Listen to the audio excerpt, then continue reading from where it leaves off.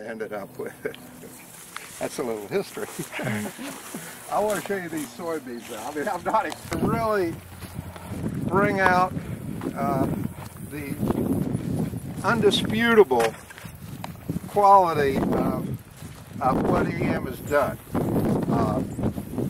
in only 1 year. So I am most impressed about this, even though it's only a cover crop, and I will just work it into the soil probably by tomorrow, because the blooms are going away now, the beans are starting to set. But beautiful. These soybeans, if you would go around our county now, I would say you will not find as pretty a soybean in the county. These are unirrigated. Okay, the tall that you see in it is just seed that I mixed with it. It's it was just some old grain that was left over from last year that we'd used, and I just mixed it with the seed because I had no idea what I was going to get, or I'd have had a beautiful field if I'd have just planted the soybeans. But I'm going to walk in these beans, and I'm 6'5", so that'll give you an idea of how tall these beans are. Here I am, and these until Friday had 1 1/4 inches of rain since they were planted. And I'm going to pull up one bean here. I don't know what I'm going to see. But we're going to pull it up and take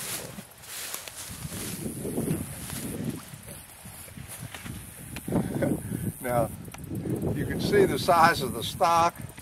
Even they're planted probably 4 times the density that a soybean farmer would really plant, because here again I want them for a cover crop.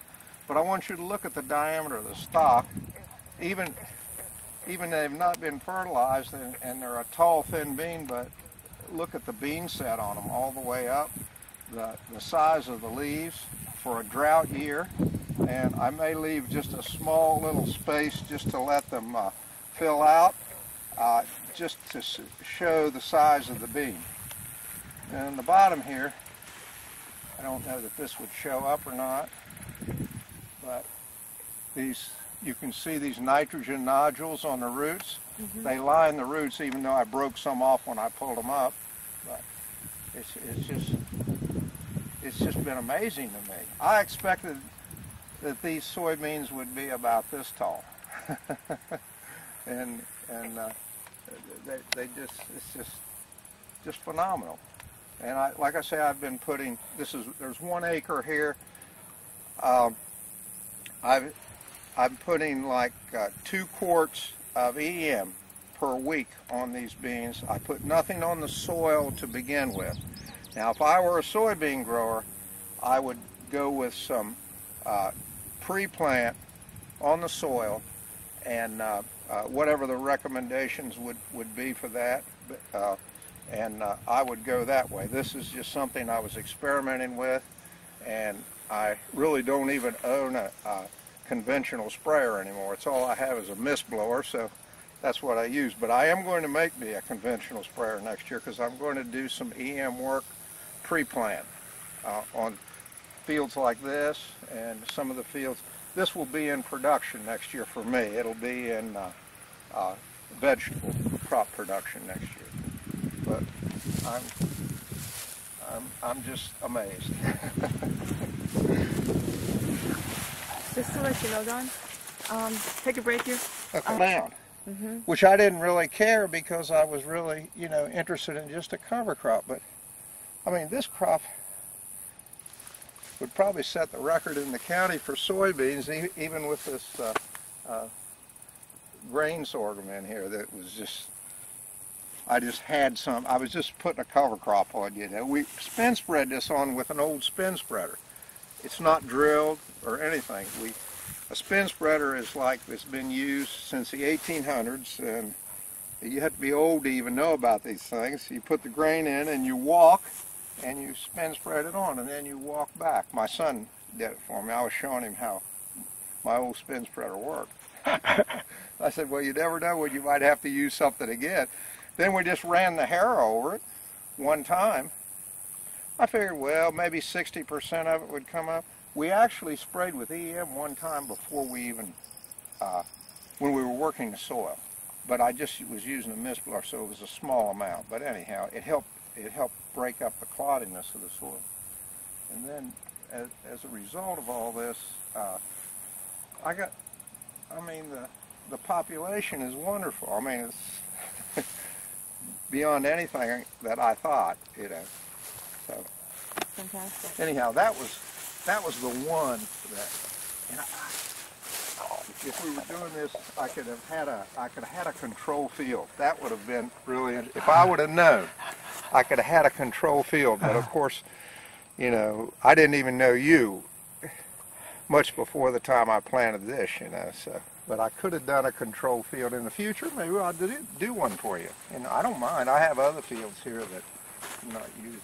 Now, these are all edible pod beans, edible beans. Mm-hmm. We're just getting ready to pick these, and these are a high source of protein. They're called purple hull peas. We shell them, and they're just starting to ripen now. And you can see them. I mean, they've only had EM on them, no fertilization or anything. And you see the beans they have had irrigation water. We were 103, 105 degrees here for like 5 days in a row. And these plants suffer just like a person does, but I'm looking at this. This is the first pod that's been picked off this field. It'll be a few days before we actually pick it, but all the pod's full, the beans are full. It's just exactly what I would have wanted. And usually on a dry year, these beans, the pods will be partially full. The bean won't be sized like that. And of course your production is much less, you know. So here, eat those. They're really good. They do look good. These are some green beans, which normally we can't even produce this time of year in the bloom stage. But they're a little short, but you can see they're setting a lot of beans. The bean themselves is not going to be my best bean, but it's going to be very saleable, and you can see there's a really heavy set here coming on these. So normally this time of year in this part of the country, you really can't even grow green beans, but with the EM, I'm going to have a nice saleable crop here in about a week, so I'm very pleased with that. They've had no fertilization other than maybe fish oil once and EM about 8 times since they've been planted. So get people to try it one time, because I'm as skeptical as any other farmer who has farmed 40 years. I've heard every promise in the world, and it always ends up, if you have a good season, you have a good season. You have a bad growing season, you have a bad growing season. But we've had basically a bad growing season this year, and we have wonderful crops. And I'm seeing an incredible profit. I can't,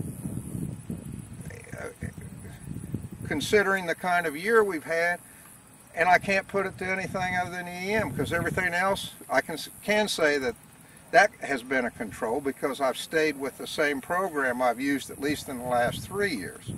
Okay, so EM is the only difference. Now I'll point out this asparagus field. This is a 4-year-old asparagus field, and normally in a summer like this, on August the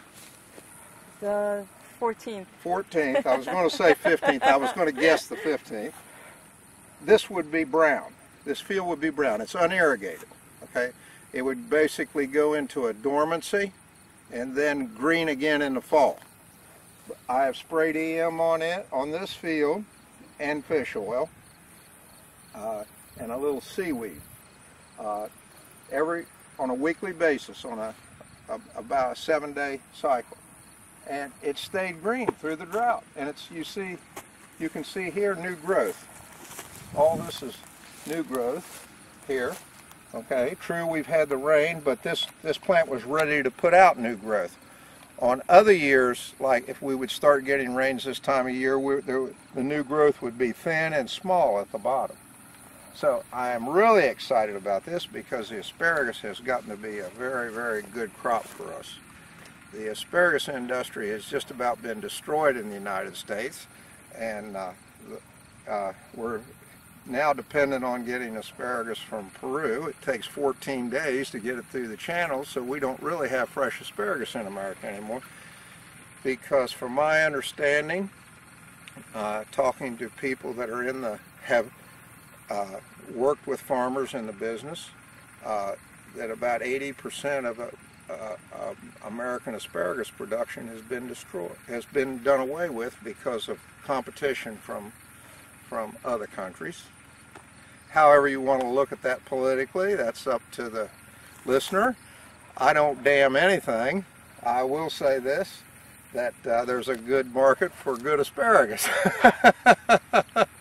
and we never have enough at the market.